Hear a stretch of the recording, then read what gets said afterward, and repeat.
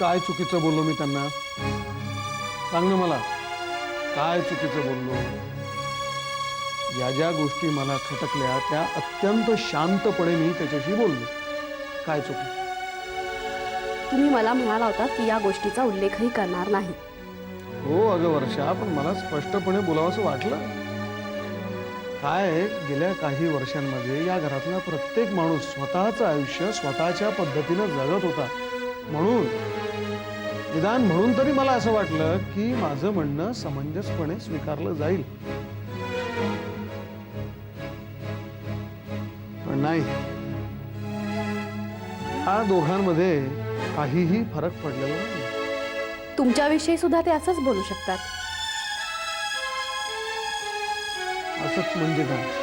म्हणजे हेच की तुमच्याही स्वभावात काहीही बदल झालेला नाही. अजूनही तसाच एखाद्या छोट्या मोठ्या गोष्टीवरनं वाद घालायचा. मी वाद घालत होतो का? हे एक वेळ मला पटेल हो, पण त्यांना पटणार आहे का? आणि तुम्ही सांगताय त्याप्रमाणे त्यांनी सुद्धा मॅच्युअर्डली गोष्टी बोलायच्या ठरवल्या तर ते सुद्धा बरंच काही बोलू शकतात. ते तुम्ही समंजसपणे स्वीकारणार आहात? ऑफकोर्स, का नाही? काय म्हणणं आहे त्याचं सांग मला. काही बोलला का तुला तो? सांग ना मला. गिरीश भाऊजी एवढंच म्हणाले की जुन्या संदर्भांनी आता हातात काहीही लागणार नाही. ठीक ठीक आहे, समजलं मला. माझं चुकलं माझं.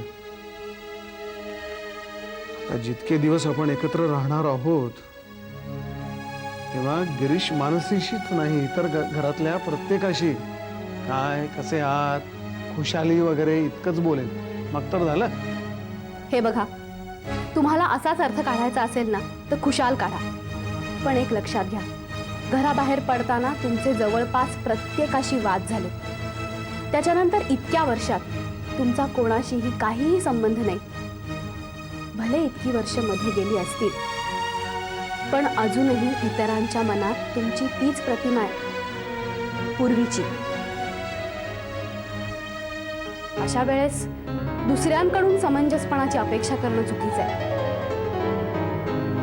तुमच्या आत्ताच्या वागण्या बोलण्यातून तुम्हाला तो विश्वास पुन्हा जागवावा लागेल. अर्थात तुमची इच्छा असली तरच.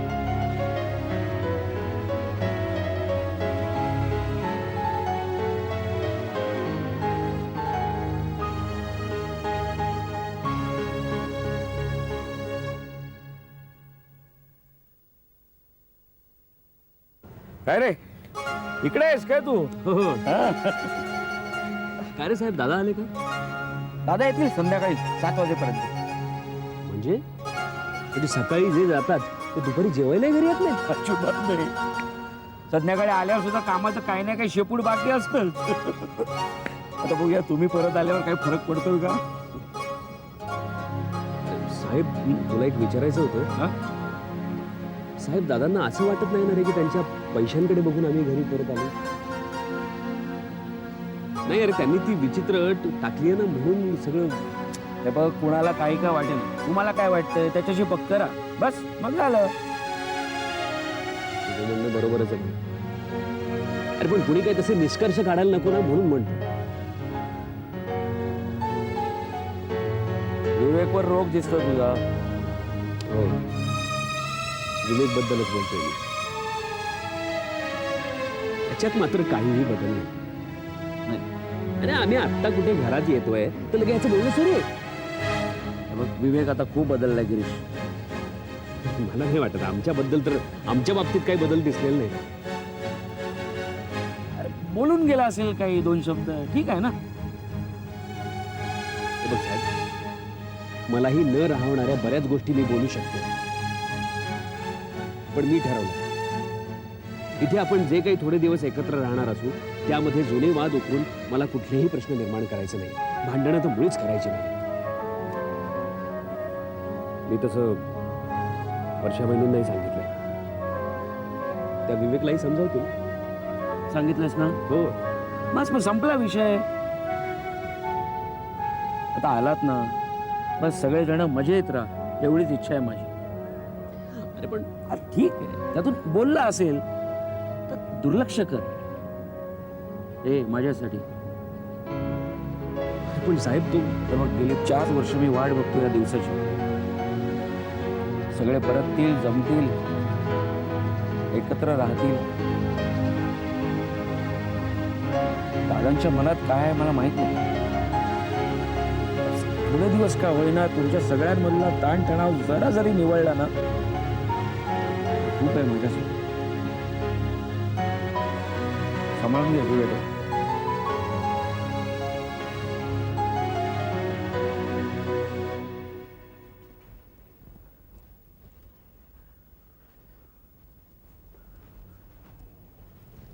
आई ग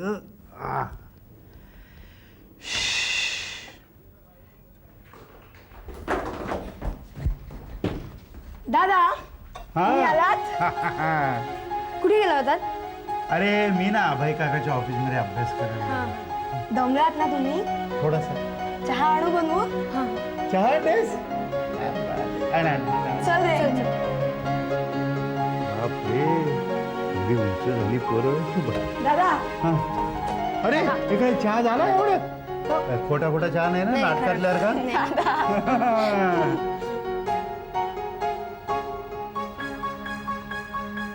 अरे वा खरंच चहा आहे की सांग तुझ्या आईला छान झाला होता म्हणाव चहा.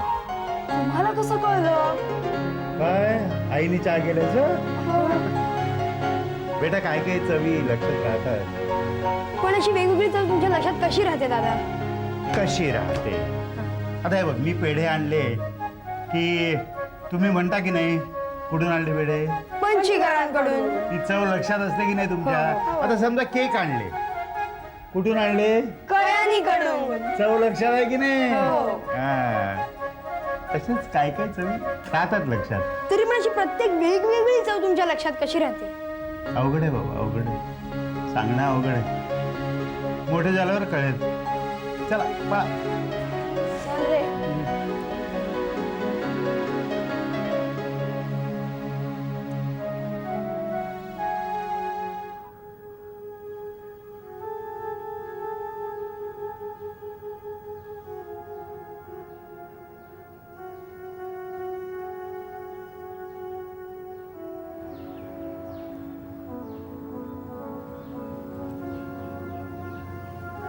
गिरीश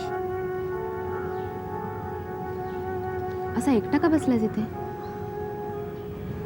मग काय करू? सांग ना कोणाशी बोलू?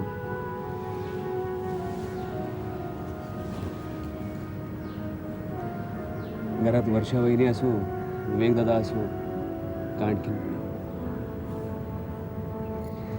सगळ्यांचं बोलणं एकच. काय कसं आहेस कसं चाललंय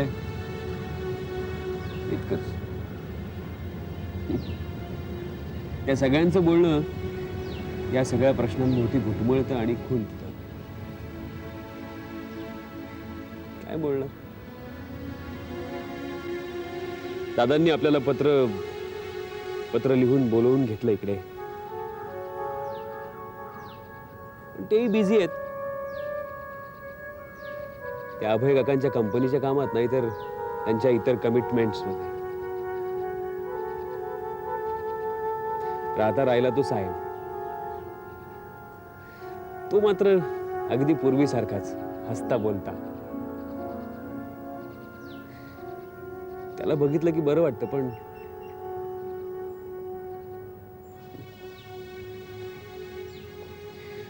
मला सांग तुझं आणि वर्षा वहिनींचं तरी पूर्वीसारखं कम्युनिकेशन राहिलंय का?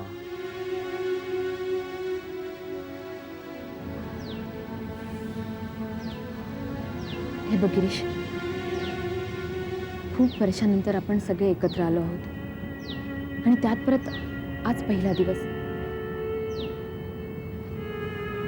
गेल्या काही वर्षांचा दुरावा थोडेफार दिवस जाणवेलच. पहिल्यासारखी स्थिती किंवा पहिल्यासारखे संबंध पुन्हा निर्माण होतील की नाही माहीत नाही पण मला असं वाटतं की तू तरी एक पाऊल पुढे टाक.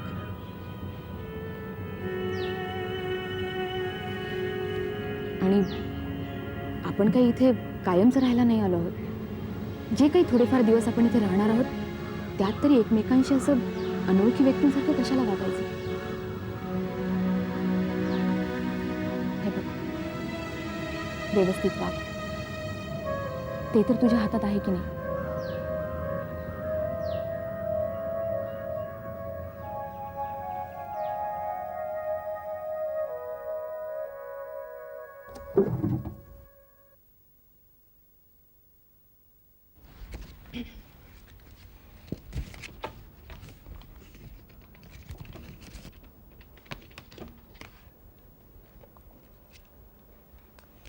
ए मम्मा, या फ्लॉपीज आपल्या बॅगमध्ये ठेव ना. यात लेटेस्ट कम्प्युटर गेम आहेत. राहुल आणि प्रीतीला दाखवता येतील ना? तूच ठेव ना बेटा बॅग आतमध्ये. बरं. मम्मा, तुला माहिती आहे का, राहुल, प्रीती आणि मी आम्ही कित्येक वर्षानंतर भेटतोय. चैतू आत्ताच्या लग्नानंतर तर भेटणंच झालं नाही आमचं. बाकी आमचं मेलिंग वगैरे चालू होतं, त्यामुळे मला त्यांची सगळी माहिती आहे. त्यांची पुण्यातली शाळा, त्यांचे मित्रमैत्रिणी सगळे माहिती आहेत मला. ए मम्मा, पण आपण पूर्ण सुट्टीभर दादांकडेच राहायचं ना गं? हो. Yes, great. चल बाय, मी जाते. अरे सागर, कुठे होतास तू? इतका वेळ तुलाच ट्राय करत होते. मोबाईल बंद आहे का? नेटवर्क बिझी असेल. बरं काय स्वप्न काय म्हणते? खूप एक्साइट झाली. मला तर एवढं आश्चर्य वाटतंय. इतक्या वर्षात तिचा दादांशी, त्या घराशी काहीही संबंध नव्हता, पण त्या घरी जायची एवढी ओढ लागली आहे. तुला काही खटकतंय का? काही खटकत बिटकत नाही. आश्चर्य वाटलं म्हणून म्हटलं. सगळी सुट्टी दादांकडे घालवायला मिळणार म्हणून खुश आहे. गिरीश मानसीबद्दल काही समजलं का? ते सकाळीच आलेत तिकडे. मानसीला मी म्हटलं फोनवर की आम्ही उद्या येतो. लेट्स सी, बघूया उद्यापासून काय काय होतं ते.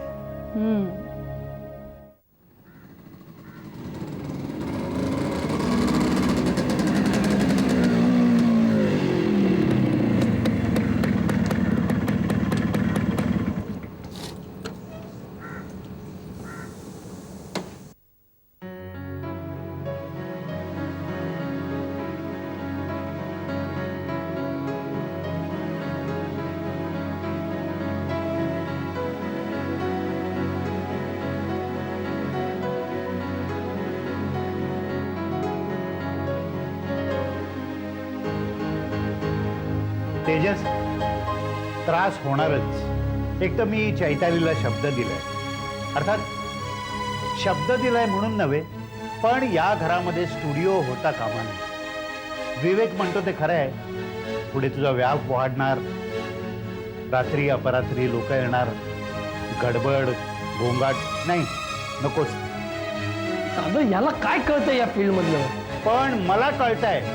हे बघ तेजस, या घरामध्ये स्टुडिओ होता कामा नये. हवं तर दुसरी जागा बघ, मी मदत करीन तुला. तुम्ही काय मदत करणार? तुम्हाला माहिती आहे ना बाहेर जागेच्या किमती किती आहेत ते. हे बघ, या घरात स्टुडिओ होऊ देणार नाही. का पण? मी सांगतो म्हणून.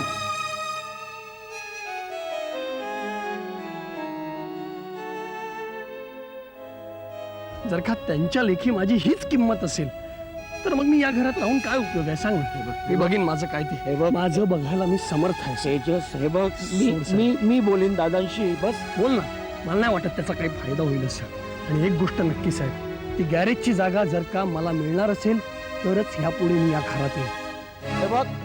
हे बघ, मी दादांशी बोलीन. तेजस, रात्री जेवायला घरी वाट बघतोय, कळलं?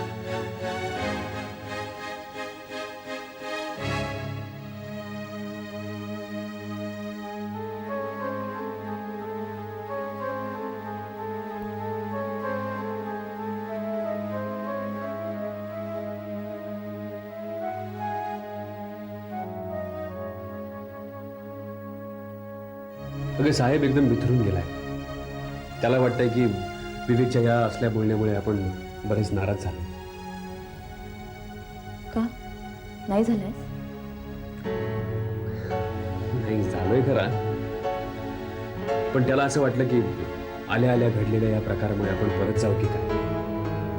तितकं मात्र नाही, नक्कीच नाही. कारण माहितीये, अगदी काही दिवसांचाच प्रश्न आहे. काय होईल?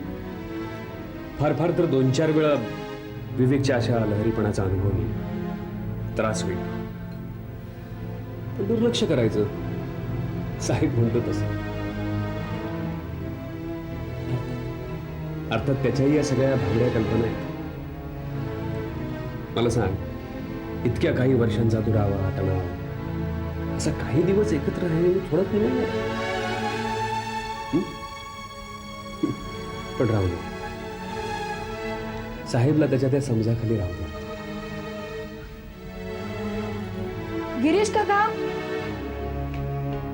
काय करताय तुम्ही? अरे आम्ही काय नाही. मला ना खूप कंटाळा आलाय. आपण बिझनेस खेळूया. बाबा बाहेर गेलेत, आईला हा खेळ आवडत नाही आणि साहेब काका कामात. अरे बिझनेस काय, त्यापेक्षा टीव्ही बघा ना. टीव्ही बघायचा मला खूप कंटाळा आलाय रे. पण काय रे, तुला भीती वाटते की काय? कसली? माझ्या बरोबर खेळलास तर हरशील याची. अरे मला कसली भीती वाटणार आहे, उलट तूच रडशील. बघूया की मग. तेजस आलाय. तेजस काका, मी त्याला भेटून येते. आपण नंतर खेळूया.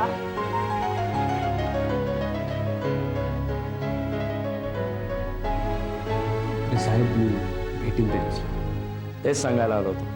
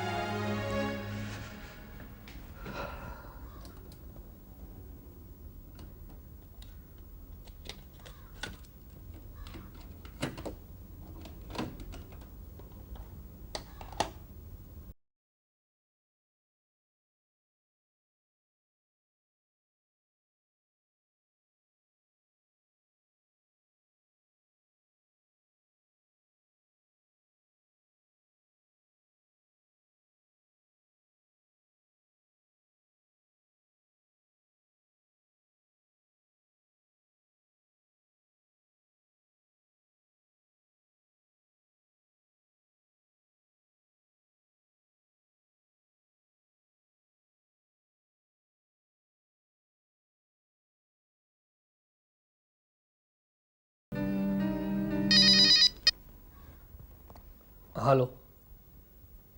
हां मनीषा, बोल. तुम्हाला फोन करणार होतास. हो, आत्ता तुलाच करणार होतो, बिलीव्ह मी. तेजस कसं वाटतंय?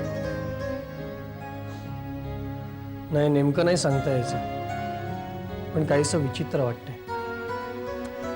तुला माहिती आहे मनीषा, घर सोडल्यापासून आजपर्यंत झगडतच होतो मी. या काळात कायम काहीतरी अपुरं आहे अशी जाणीव होत होती. सुरुवातीला स्टुडिओतली खोली, मग काही काळ तुमचं घर, आणि आता स्वतःचं घर.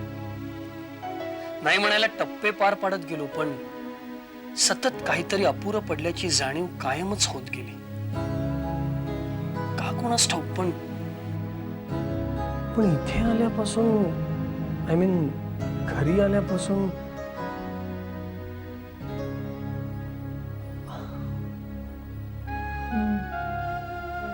सगळे आले?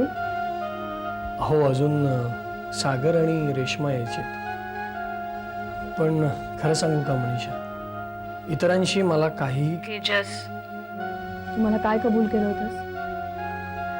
अरे थोड्या दिवसासाठी का होईना, पण नको ना भांडूस कोणाशी. इतक्या वर्षांनी तुम्ही सगळेजण एकत्र जमलात. प्लीज. ओके बाबा, मी स्वतःहून कोणाशी भांडणार नाही. प्रॉमिस.